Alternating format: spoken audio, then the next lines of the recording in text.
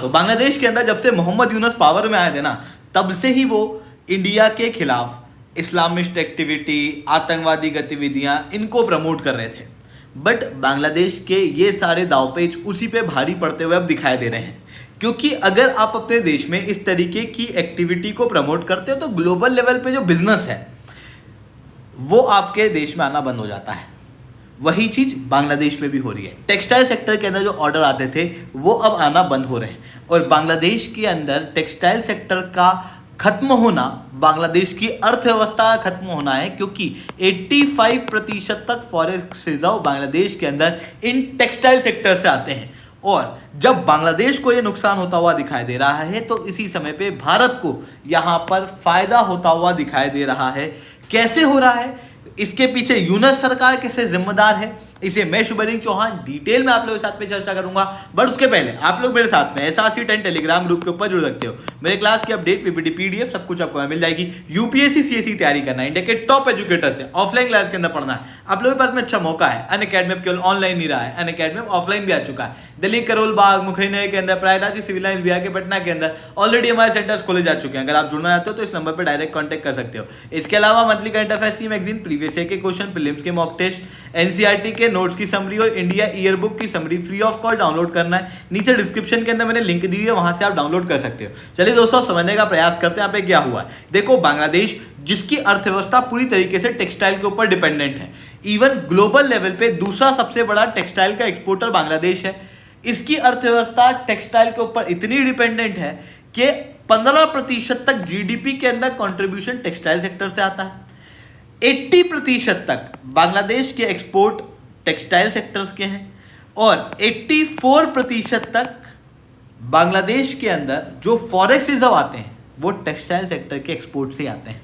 लगभग 4 मिलियन की आबादी डायरेक्टली टेक्सटाइल सेक्टर से एम्प्लॉयड होती है और 15 मिलियन इनडायरेक्टली एम्प्लॉयड है, जिसके कारण से बांग्लादेश की अर्थव्यवस्था हम क्लियरली कह सकते हैं कि टेक्सटाइल सेक्टर के ऊपर पूरी तरीके से निर्भर है। अगर टेक्सटाइल सेक्टर गिरता है तो पूरा बांग्लादेश की अर्थव्यवस्था गिर जाएगी।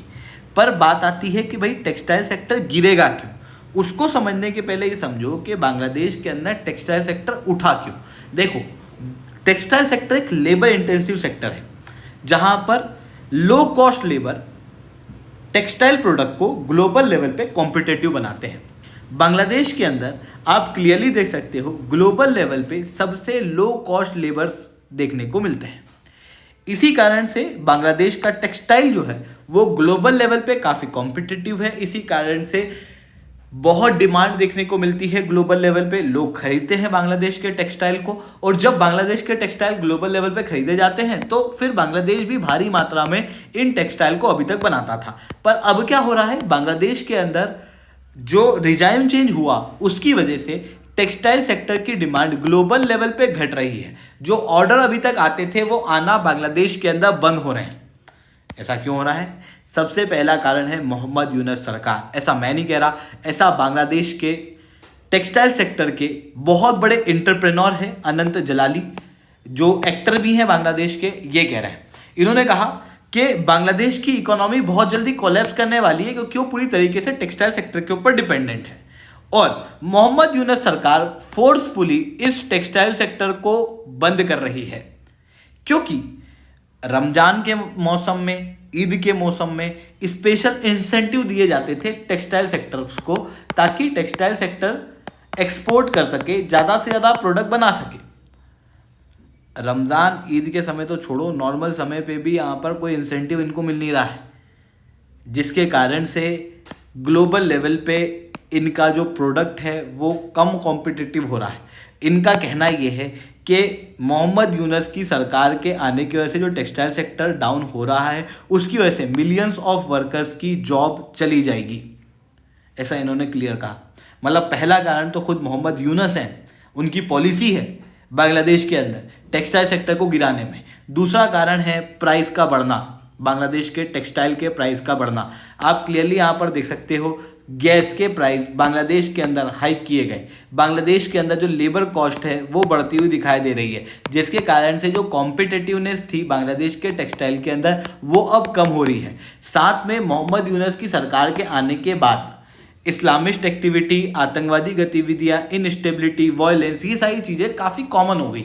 अब ग्लोबल लेवल पे कोई भी बिजनेसमैन हो, उसको कितना ही फायदा क्यों ना हो रहा हो, वो ऐसी कंट्री पर डिपेंडेंट नहीं रहता, क्योंकि उसको पता है कि अगर इस तरह की कंट्री के ऊपर डिपेंडेंट रहूंगा तो कल को कुछ भी हो सकता है, कल को मेरा बिजनेस अचानक से बंद भी हो सकता है। इस कारण से लोग धीरे धीरे करके बांग्लादेश से निकल रहे हैं और दूसरी कंट्री के ऊपर अपनी डिपेंडेंसी बढ़ा रहे हैं। मतलब मोहम्मद यूनुस जो इंडिया के खिलाफ अपनी एक्टिविटियां चला रहे थे, उसका नुकसान उन्हीं को होता हुआ दिखाई दे रहा है, और इसका फायदा किसको हो रहा है?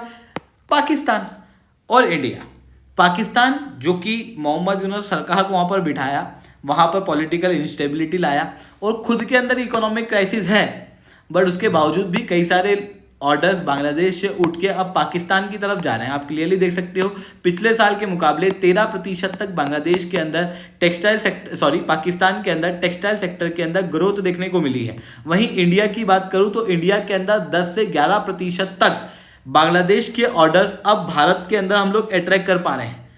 पिछले साल के मुकाबले भारत के अंदर जो टेक्सटाइल सेक्टर है उसमें 7% तक की ग्रोथ हुई है नवंबर तक का डाटा के आधार पर, जो कि लगभग $23 बिलियन का अभी प्रॉफिट हम लोगों को दे रहा है। भारत के अंदर अभी भी टेक्सटाइल सेक्टर के अंदर कुछ दिक्कतें हैं, जैसे पॉलिसी अनसर्टेनिटी आपको भारत में भी दिखाई देगी, नई इंडस्ट्री खोलने में कई सारी दिक्कतें हैं, कॉटन के अंदर एमएसपी वगैरह की वजह से कॉटन के प्राइस जो है वो हाइक रहते हैं। इस वजह से हमारा टेक्सटाइल सेक्टर इतना कॉम्पिटिटिव नहीं हो पा रहा है, बट उसके बावजूद भी हम ग्लोबल लेवल पे एक बहुत ही मेजर प्लेयर हैं। आप क्लियरली इस लिस्ट के अंदर देख सकते हो, चाइना के बाद आपको यहाँ पर बांग्लादेश दिखाई देगा, फिर वियतनाम, और फिर आपको यहाँ पर इंडिया देखने को मिलेगा। ऐसी कंडीशन में इंडिया जो है वो बांग्लादेश के टेक्सटाइल को, अगर वहाँ के ऑर्डर्स को, वहाँ के व्यापार को इंडिया में अट्रैक्ट कर लेता है तो भारत का यहाँ पर काफ़ी मुनाफा होने वाला है। आई होप ये सारी बातें आपको समझ में आई होंगी। लेक्चर अच्छा लगा हो तो लाइक करना, लेक्चर बहुत अच्छा लगा हो नीचे ऐसा रिटर्न कमेंट करना। यूपीएससी सीएससी की तैयारी करना, इंडिया के टॉप एजुकेटर से ऑफलाइन क्लास के अंदर पढ़ना है, आप लोगों के पास में अच्छा मौका है। अनअकैडमी आपके ऑनलाइन ही रहा है, अनअकैडमी अब ऑफलाइन भी आ चुका है, हमारे सेंटर्स ऑलरेडी खोले जा चुके हैं। अगर आप जुड़ना चाहते हो ना तो इस नंबर पर डायरेक्ट कॉल कर सकते हो। इसके अलावा अगर आपको मंथली करंट अफेयर्स की मैगजीन, प्रीवियस ईयर के क्वेश्चन, प्रीलिम्स के मॉक टेस्ट, एनसीईआरटी के नोट्स की समरी, इंडिया ईयर बुक की summary free of cost download करना है, नीचे डिस्क्रिप्शन के अंदर मैंने लिंक दी हुई है, वहां से आप डाउनलोड कर सकते हो। ठीक है दोस्तों, आज के इतना ही। That's all from my side. जय हिंद, जय भारत।